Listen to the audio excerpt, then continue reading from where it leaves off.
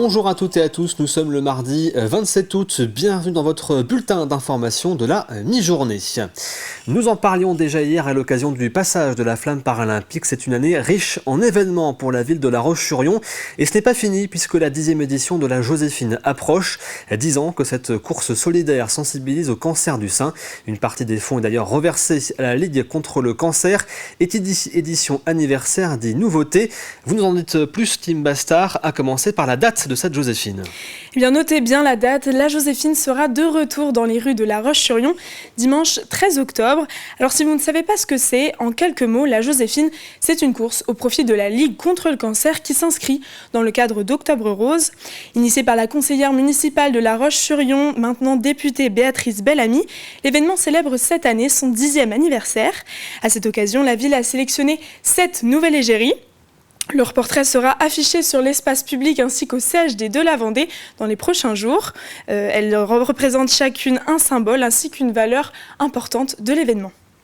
On n'oublie pas que si nous sommes présentes le jour de l'événement à courir ou à marcher, eh bien en amont de tout ça, c'est avant tout la santé, la prévention, le dépistage du cancer. Ce sont tous ces messages que en communauté, on peut partager et on peut diffuser vers l'extérieur.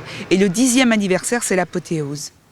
Alors le tracé de la course n'est toujours pas connu, mais plusieurs nouveautés ont déjà été annoncées. Du 5 au 11 octobre, un parcours courir ou marcher sera proposé dans les rues de La Roche-sur-Yon afin de s'entraîner. Un bracelet spécial 10 ans viendra compléter la gamme des objets dérivés. Enfin, si vous ne souhaitez pas participer à la course le 13 octobre prochain, vous pourrez simplement faire un don de 10 € à la Ligue contre le cancer. Alors Tim, pour toutes celles qui souhaitent courir ou marcher sur ces 5 km, comment peut-on s'inscrire et à partir de quand ? Eh bien, les inscriptions ouvrent demain, le 28 août, sur le site de La Roche-sur-Yon. Et il sera possible de s'inscrire jusqu'à la veille de la course, le 12 octobre. La municipalité s'attend cette année à plus de 30 000 participantes. À titre de comparaison, en 2015, elle n'était que 3 000. Enfin, rappelons-le, depuis le Covid, la course est aussi présente dans 170 communes de Vendée, ainsi qu'à Drummondville, la commune québécoise jumelée avec La Roche-sur-Yon. Merci Tim pour ces précisions et à noter que depuis 2015, plus de 768 000 € ont été versés à la Ligue contre le cancer grâce à la Joséphine. Durant tout l'été et pour la 3e année consécutive, la ville de Saint-Gilles-Croix-de-Vie proposait des séances de sport gratuites pour ses habitants et les vacanciers. Du lundi au vendredi, tout le monde se réunissait pour se dépenser sur le remblai face à la mer. Au programme, gym, abdos, zumba ou encore stretching. Et c'est peut-être l'effet des Jeux Olympiques, mais les participants étaient particulièrement nombreux cette année. On a commencé en nombre pas forcément restreint, mais en tout cas il y avait moins de monde il y a 2 ans et l'année dernière aussi. Là cette année j'ai l'impression que ça explose. Je ne sais pas si c'est l'année des JO qui fait que, en tout cas il faut continuer sur cette lancée. Et on était par exemple 80 hier en pilates. Donc l'idée c'est que les gens puissent avoir les personnes soient actives pendant leurs vacances. Et je pense que là c'est bien ancré cette année. La ville de Saint-Gilles a proposé plus d'heures et 1 semaine de plus. On avait 5 semaines les autres années, là on est à 6 semaines sur toutes les vacances. Donc c'est vraiment pas mal sur l'étendue, l'amplitude qu'on a cette année. Lundi prochain, ce sera jour de rentrée dans les écoles primaires, les lycées et bien sûr les collèges. En Vendée, 35 000 collégiens vont reprendre le chemin des salles de classe dans les 66 établissements que compte le département. En 2024, les collégiens vendéens étaient parmi les meilleurs de France avec un taux de réussite au brevet de 93% contre 85,6% au niveau national. Nous reviendrons sur la rentrée durant nos éditions de cette semaine et bien évidemment lundi prochain.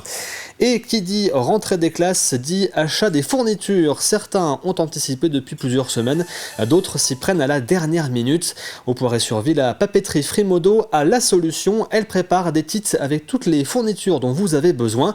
Il suffit de fournir la liste donnée par les enseignants. Le kit peut être livré directement dans l'établissement scolaire. Et pour cette rentrée 2024, ce sont 17 000 kits de fournitures qui sont préparés. Reportage de Florian Wozniak et Quentin Gaborio.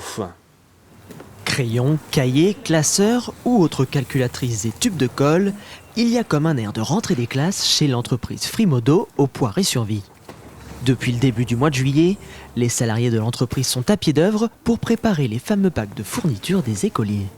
Là on est sur des packs à la carte, donc c'est-à-dire qu'on a la liste de tout ce qu'a choisi l'élève et donc on prend au fur et à mesure ce qu'ils ont choisi. Donc là par exemple, je suis rendue au compas. Donc je prends le compas, Et on fait ça à chaque fois. Je fluote, comme ça je sais où je suis rendu. Et voilà, on continue comme ça jusqu'au bout. Chaque pack est ensuite vérifié par un autre préparateur afin d'éviter toute erreur possible. L'entreprise familiale de fourniture, qui fête cette année ses 90 ans, a peu à peu remplacé le traditionnel supermarché. Les écoliers allaient chercher leurs fournitures directement grande surface et petit à petit, on s'est rendu compte que de grouper les achats c'était mieux pour des questions de tarifs et puis pour aussi une question d'avoir le même article pour tous les élèves parce que sinon effectivement quand le professeur laissait le choix aux élèves, il pouvait y avoir une multitude d'articles qui ne convenaient pas forcément. Et avec 15 000 packs envoyés aux écoles et près de 2000 kits distribués directement dans son magasin, c'est une période très importante pour l'activité de l'entreprise. C'est quasiment 60% de notre chiffre d'affaires, donc c'est là où on est obligé de prendre des saisonniers en plus, forcément. Donc on a à peu près une douzaine de saisonniers en plus pour pouvoir faire les packs et pour pouvoir préparer la rentrée. Alors pendant tout le mois d'août, la boutique prend quelque peu des allures de relais colis. Chaque parent a fait sa commande sur notre site et a indiqué une date de livraison. Donc on va pouvoir avoir une commande le lundi, une commande le mardi, une commande le mercredi. Il n'y a vraiment pas de règle, c'est chaque parent derrière son ordinateur qui fait sa commande quand il veut. Les familles peuvent ainsi venir récupérer leur pack tout au long de la journée. Tout est bien organisé au niveau du collège déjà, c'est une bonne chose. En tant que parents, ça nous évite de courir à droite à gauche pour les fournitures. Et puis le budget reste convenable.